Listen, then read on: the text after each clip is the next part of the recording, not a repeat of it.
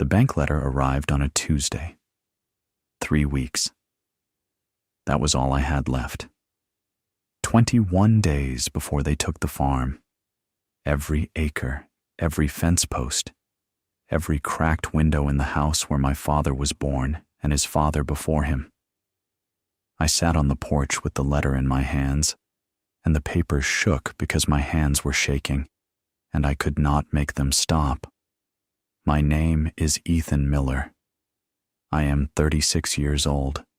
I have been farming this land in central Kansas since I was 19, when my dad passed and left me 800 acres of wheat, a mortgage I could barely pronounce, and a handshake reputation at the co-op that was worth more than anything in my bank account. For 17 years, I held it together. Drought years, flood years, the year the grain elevator in town shut down and I had to haul my wheat 60 miles to the next one. I held on through all of it. But this year broke me. It started in the spring. A section of land on the far east side of the property, about 40 acres that ran along the old creek bed, started sinking. Not all at once. Little patches at first, a dip here, a crack there. Then whole strips of ground just dropped, 6 inches, 8 inches, like something underneath was giving way. The wheat in that section grew crooked and thin, and by midsummer, it was mostly dead. I called the county extension office. They said it could be an old aquifer collapsing, or maybe abandoned mine shafts from 100 years back. Either way, I would need a geological survey crew to come out, and that would cost somewhere north of $12,000. I did not have $12,000. I did not have $1,200. So I did what I always do when the world squeezes too tight. I walked. I walked out past the equipment shed, past the old grain bins, past the fence line where my grandfather used to sit on summer evenings and watch the sun go down behind the tree line. I walked all the way to the northeast corner of the property, where the collapsed barn sat like a broken jaw against the horizon. Nobody went out there. Not anymore. The barn had come down in a storm back in 2003, and my dad never rebuilt it. Too far from the house, too close to the creek, too much trouble. But inside that pile of leaning boards and rusted tin, something had been sitting for longer than I had been alive. The combine. I had seen it as a kid. My grandfather pointed it out to me once, on one of those long summer walks we used to take when I was 10 or 11. He would finish his coffee on the porch, set the mug on the railing, and say, "Come on, boy, let's go check on things." That was his way of saying he wanted company. We would walk the fence lines together, and he would tell me things about the land, where the soil was good, where it ran thin, where the creek used to flood before the county built the levee in 1971. That particular evening, I remember it was July, because the fireflies were thick in the grass and the air smelled like warm earth and clover. He took me all the way out to the northeast barn. The sun was going down, painting everything that deep gold that only happens in Kansas in the summer. He pushed the barn door open, and there it was. He called it Big Red, though most of the red was gone by then, replaced by a deep orange rust that looked like dried blood in the afternoon light. It was a 1967 International Harvester 303 with a 14-foot header and a grain tank big enough to swim in. I remember reaching out and touching the side of the grain tank. The metal was warm from the day's heat, rough under my fingers, and flakes of rust came off on my palm like burnt paper. "She still runs," Grandpa said. He patted the side of the combine the way you would pat a horse. "Everything runs if you treat it right and give it time." I did not understand what he meant then. I was a kid. I just liked the way the machine looked in the golden light, like something from another century, massive and patient and waiting. Grandpa bought it secondhand in 1974 from a man 2 counties over who was getting out of farming used it for a few seasons, then parked it in the barn when he upgraded to something newer. He always said he meant to sell it, but he never did. Some things you keep, he told me once, even when you can't explain why. That was 40 years ago. Grandpa was gone. The barn was gone. But the combine was still there, buried under the wreckage like a fossil waiting to be dug out. I stood in front of that collapsed barn, staring at the tin roof panels lying across the combine's cab like a fallen curtain, and I thought about what was left. 3 weeks, a sinking field, no money, no crew, no options. Except this. The combine was the only machine on the property big enough to cross the unstable ground on the east side. My tractor was too light. I had already tried, and the rear wheels sank to the axles in 2 places. But a combine, with its wide stance and distributed weight, might make it across. And the overgrowth on that east strip was so thick, 3 years of wild wheat and prairie grass and volunteer corn all tangled together, that I could not even see the ground properly to know where the sinking was worst. If I could get the combine running, I could cut through that mess. I could see the field. I could at least understand what was happening to my land before the bank took it away. It took me 4 days to clear the barn debris off the machine. I worked alone. There was no one to call. My nearest neighbor, Dale Sheehan, drove by on the 2nd day and slowed his truck long enough to roll down his window and stare. He did not get out. He just looked at me standing on top of a pile of rotten lumber with a crowbar in my hand, and he shook his head, and he drove away. By the 3rd day, the combine was mostly uncovered. It looked worse than I remembered. The header was bent in 2 places. The reel had 3 missing tines. The cab glass was cracked on the left side and missing entirely on the right. Rust covered every surface like a second skin, thick and bubbled in places, flaking in others. The tires were flat but intact, which was the first piece of good luck I had seen in months. I climbed into the cab on the 4th morning. The seat was cracked leather over exposed foam, and it crumbled under my weight. The steering wheel was cold in my hands despite the August heat. I turned the key that was still in the ignition. It had been there for 4 decades, frozen in place by corrosion. Nothing happened. Of course, nothing happened. I spent the next 3 days on the engine. I drained fluid that looked like black mud from the crankcase. I pulled the fuel lines and blew them out with compressed air. I replaced the battery with one from an old truck in the equipment shed. I cleaned the carburetor with diesel fuel and a toothbrush, sitting cross-legged on the ground with grease up to my elbows and mosquitoes biting the back of my neck. My hands smelled like diesel and rust and old rubber. My fingernails were black crescents. I ate cold sandwiches on the tailgate of my truck and drank water from a jug that got warm by noon. I did not go into town. I did not answer the phone. I worked until dark and started again at dawn. On the morning of the 8th day, I turned the key. The engine coughed. It sputtered. A cloud of black smoke blew out the exhaust stack like a signal fire. Then it caught, rough and uneven, shaking the whole frame of the machine. The sound was enormous, a deep, rattling thunder that echoed off the tree line and scattered a flock of starlings from the dead elm by the creek. I sat in that cracked seat with my hands on the vibrating wheel, and I closed my eyes, and I felt something I had not felt in a long time. I did not have a word for it then. Now, I think it was the feeling of something refusing to die. I drove the combine out of the barn site that afternoon, slowly. 5 miles an hour down the dirt track that led to the east section. The steering pulled hard to the left. The header rattled like a box of silverware on every bump. The engine temperature gauge climbed into the red twice, and I had to stop and let it cool down. But it moved. It rolled. It was alive. I passed Dale Sheehan's fence line, and his son Tyler was out fixing a gate.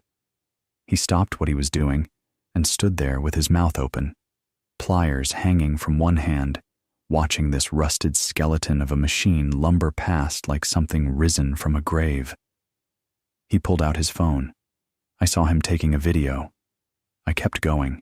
Past the Sheehan property line, the road curves slightly before it hits the county blacktop, and there were 2 trucks pulled over at the intersection. Jimmy Pierce and his brother-in-law leaning against the tailgate sharing a thermos. They both turned to look when they heard the engine. Jimmy took his cap off, rubbed his forehead, and put his cap back on. His brother-in-law just laughed. I could not hear it over the combine's engine, but I could see his shoulders shaking. I did not stop. I did not wave. I kept my eyes forward and my hands on the wheel, and I drove that machine like it was the last piece of dignity I had left. Because maybe it was. By that evening, half the town knew. I heard later what they said at the diner. Carl Olson, who runs the hardware store, said I had finally lost it, said he saw the combine from the highway and thought it was a parade float that had gotten loose. Linda Price, the postmaster, said it was sad, watching a man go down like that, clinging to a dead machine on a dying farm.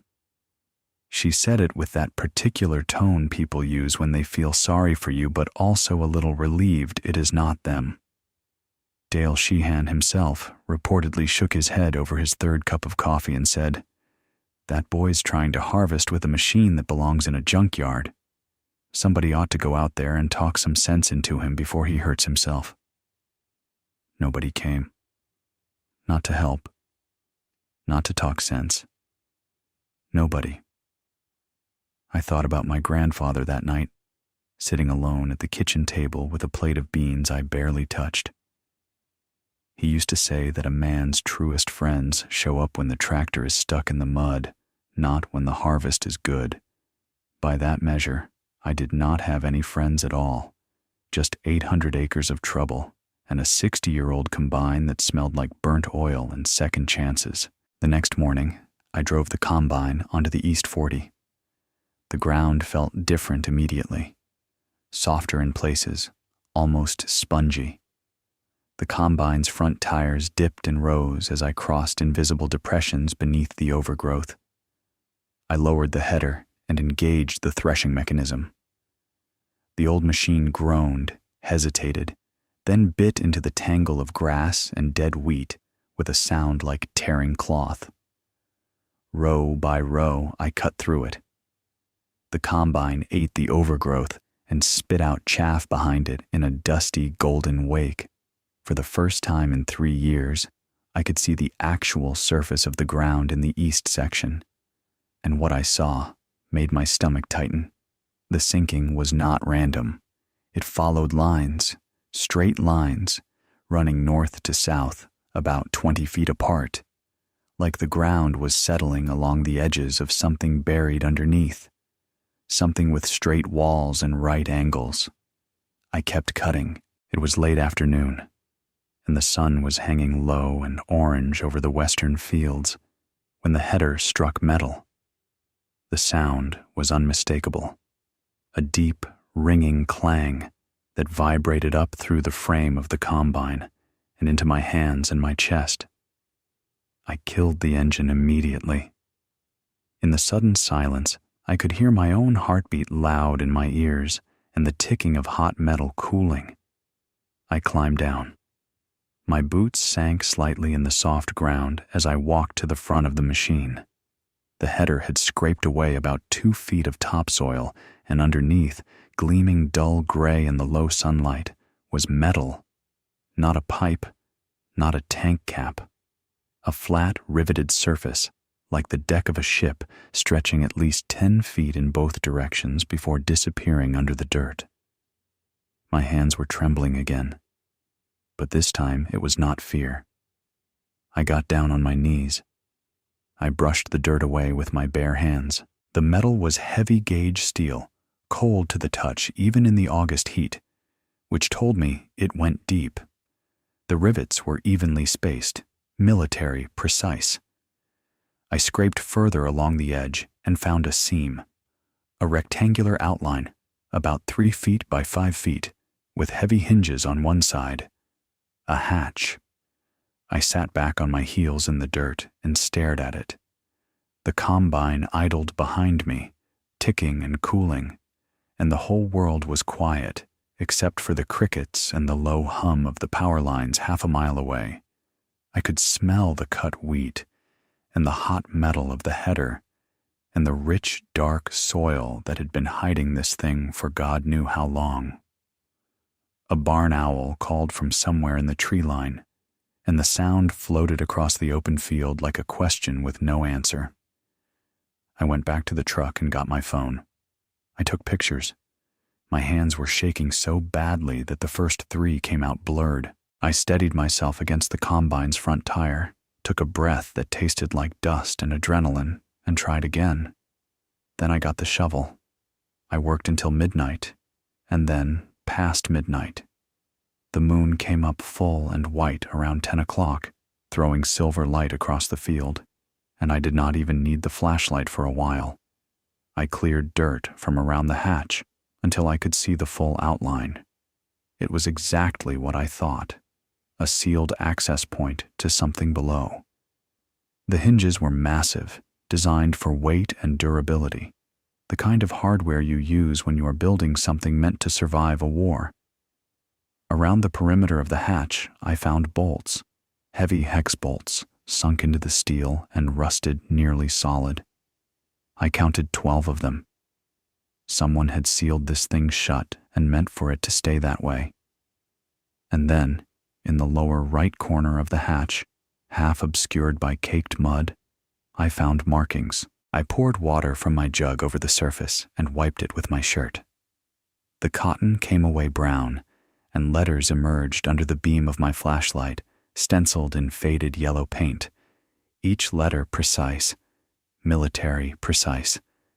U.S. Army Corps of Engineers Classified, Project Redfield 1962. I read it 3 times. Then I read it again. My heart was hammering so hard I could feel it in my throat, in my temples, behind my eyes. I sat there in the dark, in the middle of my failing field, next to a machine that everyone said was dead, staring at markings from a world that existed before I was born. The wind picked up and moved through the cut stubble around me, and it sounded like whispering, like the field itself was trying to tell me something it had been holding for 60 years. I did not sleep that night. I went back to the house and sat at the kitchen table and tried to think. Project Redfield, 1962, Army Corps of Engineers, classified. The Cold War was at its peak in 1962. The Cuban Missile Crisis happened that October. The government was building things all over the country back then. Missile silos, command bunkers, communication relays. Most of them were documented, decommissioned, torn down, or sealed up decades ago. But some were not. I thought about my grandfather. He bought this land in 1958. He never talked much about the early years, just said the price was right and the soil was good. I always assumed that was the whole story. Now I was not so sure. At first light, I drove back out to the site. The morning was cool, the kind of early August morning where the dew sits heavy on the grass and the air smells like wet soil and possibility. I had the truck window down, and I could hear meadowlarks calling from the fence posts along the road, and that is when I saw the helicopters, 2 of them, coming in low from the southeast, the thump of their rotors reaching me before I could see them clearly against the pale morning sky. They were not news helicopters. They were not crop dusters. They were flat green. No markings I could read. And they circled the east field 3 times before pulling back to hover over the tree line. The sound of the blades flattened the tall grass in waves, like invisible hands pressing down on the earth. My mouth went dry. I pulled the truck over and stood on the running board to get a better look, one hand shielding my eyes from the rising sun. 20 minutes later, 3 black SUVs came up the gravel road from the county highway. They did not come to the house first. They drove straight out to the east section, like they already knew exactly where to go. The gravel crunched under their tires, and dust hung in the air behind them, in a long plume that caught the morning light and turned it amber. The men who got out wore dark suits and lanyards with ID badges I could not read from a distance. They moved with a coordination that was not casual. Each one knew where to stand, where to look, what to do. This was not their first time showing up on someone's land unannounced. One of them, tall, gray-haired, square jaw like he had been carved from a fence post, walked toward me while the others fanned out around the excavation site. "Mr. Miller," he said, "that's me. I'm Agent Colvin, Department of Defense. I need you to step away from this site immediately. This is my land." "Yes, sir. And what is underneath your land is the property of the United States government." They put up barricades that morning, yellow tape, then actual fencing by noon. A flatbed truck arrived carrying equipment I did not recognize. Ground-penetrating radar units, I learned later. By afternoon, the gravel road was lined with government vehicles, and a command tent had been erected at the edge of my wheat field, like it was the most natural thing in the world. Nobody told me anything. Not at first. I stood by my truck and watched them work. The combine sat where I had left it, 50 yards from the excavation, looking like a monument to stubbornness. At one point, Agent Colvin walked past it, stopped, and looked at it for a long moment. Then he looked at me. "That machine," he said. "Is that what found the hatch?" "Yes, sir." He stared at the combine again, at its rusted frame and cracked glass and missing panels, and something shifted behind his eyes. Not quite respect, more like disbelief. "How long has that thing been sitting out here?" he asked. "About 40 years. He shook his head slowly. 40 years, he repeated, like he was doing math in his head. Then he walked away. It took them 3 days to fully excavate the site. What they found was not a fuel tank. It was not a storm shelter. It was not an old septic system or a buried grain bin or any of the things the people in town guessed when the rumors started flying. It was a fully intact Cold War emergency command chamber. Project Redfield, as the documents later confirmed, was a 1961 initiative by the Army Corps of Engineers to build a network of underground command and control facilities across the rural Midwest. The idea was simple and terrifying. If the Soviets launched a first strike, the major military installations would be destroyed. But scattered beneath ordinary farmland, invisible from the air and unknown to local populations, would be a series of backup command posts capable of coordinating a national response. The chamber under my east field was one of 7, built between 1961 and 1963. It was 60 feet underground, reinforced with 3-foot-thick concrete walls, and contained communication equipment, sleeping quarters for 12 personnel, a diesel generator, and enough supplies to sustain operations for 30 days. It had never been activated. It had never been used.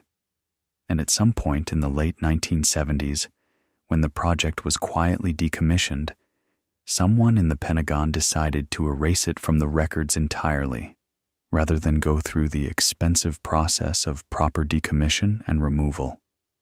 My grandfather either never knew it was there, or he knew and never said a word. I will never have the answer to that question. He died in 2009, sitting in his chair on the porch, looking out at the fields he had worked for 50 years. Whatever he knew, he took with him. The sinking on the East 40, it turned out, was caused by the slow deterioration of the chamber's ventilation shafts. Over 6 decades, the soil above the air channels had gradually settled as the metal corroded and compressed. That was why the depressions followed straight lines. They were mapping the architecture of something no one alive remembered building. The news hit the county like a thunderclap. First, the local paper, then the state outlets, then the networks. Within a week, my name was everywhere, and the farm that had been 3 weeks from foreclosure was suddenly the most talked about piece of land in Kansas. The government sent a formal team, engineers, historians, archivists. They spent 2 months documenting the chamber, cataloging its contents, and assessing its structural integrity. Agent Colvin became a familiar face on the property. He stopped wearing his suit jacket after the first week, and by the second week, he was drinking coffee on my porch in the mornings before heading out to the site. He told me things. When we sat there in the early light with steam rising from our mugs, he told me that 3 of the 7 Redfield chambers had already been found over the decades. One during a highway construction project in Nebraska, one when a sinkhole opened on a cattle ranch in Oklahoma, one by a water well driller in Iowa. But 4 were still missing. Mine made it, 5 found. And the other 2? I asked. Still out there, he said. Somewhere under someone's field, someone who has no idea. The financial part sorted itself out faster than I expected. The government negotiated a lease for continued access to the site. The terms were more than fair. The historical significance of the chamber, one of only 2 found fully intact and unlooted, brought attention from universities and research institutions. A preservation fund was established. The lease payments alone covered my mortgage, and then some. The bank withdrew the foreclosure. I did not celebrate. I did not call anyone. I sat on my porch that evening with a glass of water, not beer, not whiskey, just water, and looked out at the east field, where floodlights now illuminated the excavation site like a second sunrise. The night was warm, and I could hear the distant hum of the generators the government had brought in, mixing with the crickets and the low rustle of wind through the standing wheat on the West 40. I thought about my grandfather. I thought about the evening he took me out to see that combine, the way the light fell across its rusted frame, the way he patted it like a living thing. Everything runs if you treat it right and give it time. I wondered if he ever walked out to the east field on quiet evenings and felt the ground soft under his boots and wondered why. I wondered if he ever stood in a spot and felt something, not knowledge, just a feeling, that the land was holding more than soil and wheat and water. I wondered if that was why he never sold the combine, not because he forgot, not because he was too busy, because somewhere in his bones, in that quiet way old farmers know things they cannot say, he understood that someone, someday, was going to need it. I thought about all the things that had to happen in exactly the right order for any of this to come true. The farm had to be failing. The ground had to be sinking. I had to be too broke to hire a survey crew. I had to be desperate enough to dig out a 40-year-old combine from a collapsed barn. The combine had to start. I had to drive it to the right spot on the right day. The header had to cut deep enough to strike the hatch. One thing different, one single thing, and that chamber would still be down there in the dark, and I would be gone. The combine sits in the east field now, right where I parked it that August afternoon. I have not moved it. I cleaned it up some, knocked the worst of the rust off, replaced the cracked windshield, put new tires on it. But I did not restore it. I did not repaint it. I left it looking exactly like what it is, a survivor, something that waited in the dark for 40 years, and then did the one thing it was needed to do. People drive out from town to see it now. Some of them are the same people who laughed at the diner, who shook their heads, who said I had lost my mind. It is a strange thing, watching someone stand next to a machine they mocked 3 months ago and put their hand on it gently, like they are touching something holy. Dale Sheehan came by last month with a case of beer and an apology that sounded like it cost him something. We sat on the tailgate of his truck and drank in silence for a while, looking out at the field. After his third beer, he said, "I should have come out when you were digging that thing out of the barn. I should have brought my tools." I told him it was all right. "It is not all right," he said, "but I appreciate you saying it." Carl Olson from the hardware store showed up the following week with a bronze plaque he had made in his shop, hand-lettered, and asked if he could mount it on the combine's frame. The plaque reads, "The machine that found what the government forgot." I let him put it on. Tyler Sheehan, Dale's boy, the one who filmed me driving the combine out, posted that video online. Last I checked, it had been viewed over 2 million times. In the comments, people from all over the country wrote things that still make my chest tight when I read them. They wrote about their own farms, their own failing fields, their own rusted machines sitting in barns and sheds and tall grass. They wrote about holding on when everyone tells you to let go. One comment stays with me. A woman from Oklahoma wrote, "My husband is 2 months from losing everything. He watched this video 3 times. This morning he went out to the barn. I do not know what her husband found in that barn. Maybe nothing, maybe everything, but he went out there. And sometimes that is the only thing that matters. I am a farmer. That is all I have ever been. I work the land, I fix what breaks, I hold on until the holding is done. The world under my field turned out to be bigger and stranger than anything I could have imagined. But I did not find it by being smart or lucky or special. I found it because I was out of options, and the only thing left was an old machine that everyone else had given up on." They said the combine was finished. They said the farm was finished. They said I was finished. They were wrong about all 3. And somewhere out there, under someone else's quiet field, in someone else's forgotten corner of farmland, there are still 2 chambers waiting. 2 secrets the government buried and erased. 2 truths that might never come back to the surface, unless someone goes out to the barn